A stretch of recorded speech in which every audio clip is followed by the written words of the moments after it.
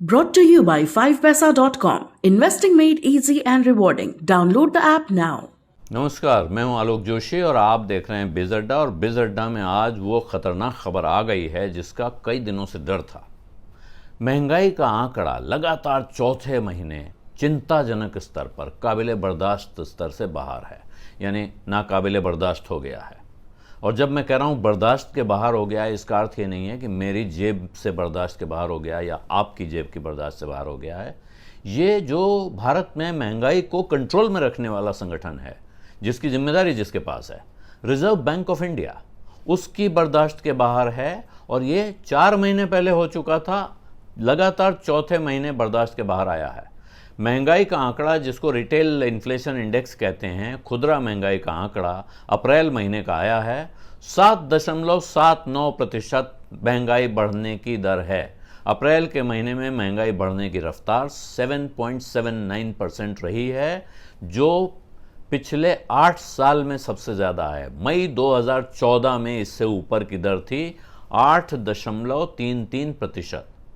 उसके बाद सबसे ऊंची जगह महंगाई की रफ्तार पहुंच चुकी है। और ये पिछले 4 महीनों से लगातार आरबीआई के कंफर्ट जोन से बाहर है। आरबीआई का कंफर्ट जोन क्या है? आरबीआई चाहता है कि महंगाई बढ़ने की दर 4% पे रहे। पहले वो 4% बोला भी जाता था, लेकिन फिर पॉलिसी में बदलाव हुआ, तय हुआ कि इसके 2% नीचे और 2% ऊपर एक रेंज बना दी जाए, और अगर इस रेंज के भीतर महंगाई रहती है तो उसे बर्दाश्त के काबिल माना जाए।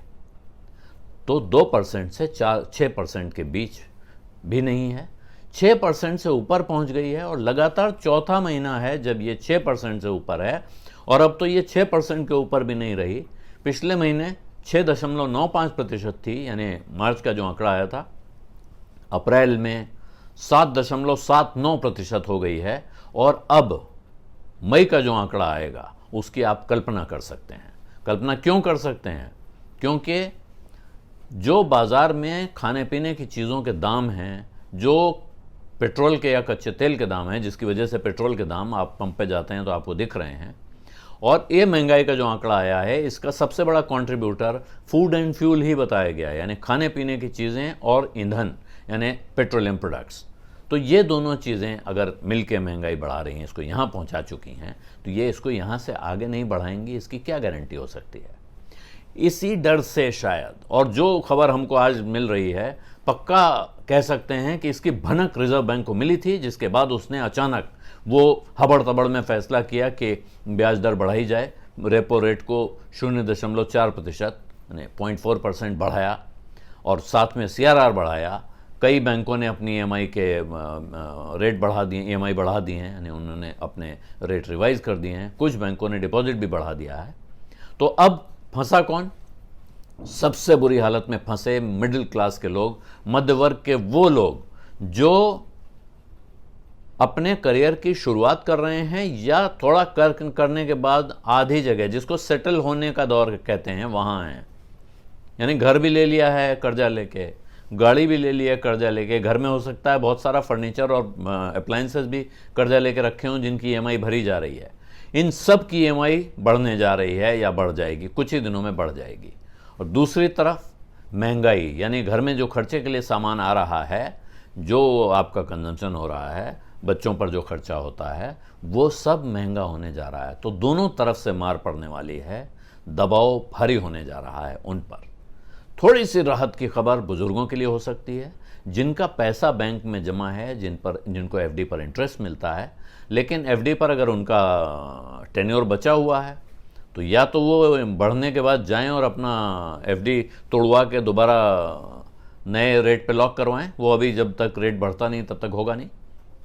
और दूसरी तरफ अगर उनको एफडी पे थोड़ा बहुत फ़ायदा होगा, उसके सामने उनका भी खर्चा बिल्कुल वैसे ही बढ़ेगा जैसा जवान लोगों का बढ़ेगा, जैसा ये जिन मध्यवर्ग की जिस कैटेगरी का मैंने जिक्र किया उसका बढ़ेगा। तो ये एक तरह से बड़ी मुसीबत है। रिजर्व बैंक को ये मुसीबत दिखी, आज कह सकते हैं कि आज से कुछ पहले दिख गई थी, लेकिन जब दिखनी थी तब क्यों नहीं दिखी थी? अगर 4 महीने से इन्फ्लेशन का आंकड़ा आपके कंफर्ट जोन से बाहर है, तो उस पर एक्ट करने के लिए आपको इतना वक्त क्यों लग गया? और जब आपने एक्ट किया है तब उसका असर होने जा रहा है, इसकी संभावना बहुत कम है। अभी उन्हें और ब्याज बढ़ाना पड़ेगा, बिल्कुल साफ दिख रहा है, जिसका असर फिर इसी मध्य वर्ग पे और पड़ेगा। दूसरी तरफ गेहूं की फसल, गेहूं का बाजार देखिए तो आपको दिखा रहा है कि आटे का भाव तो काबू से बाहर जा रहा है, आटे का भाव बेकाबू होने जा रहा है। तेल का भाव पहले से आपको पता ही है तेल कहाँ से कहाँ पहुँच चुका है, और बाकी चीज़ों को भी आप देखते जाएं, किसी चीज़ की पैकिंग छोटी हो गई है तो किसी चीज़ का दाम बढ़ गया है।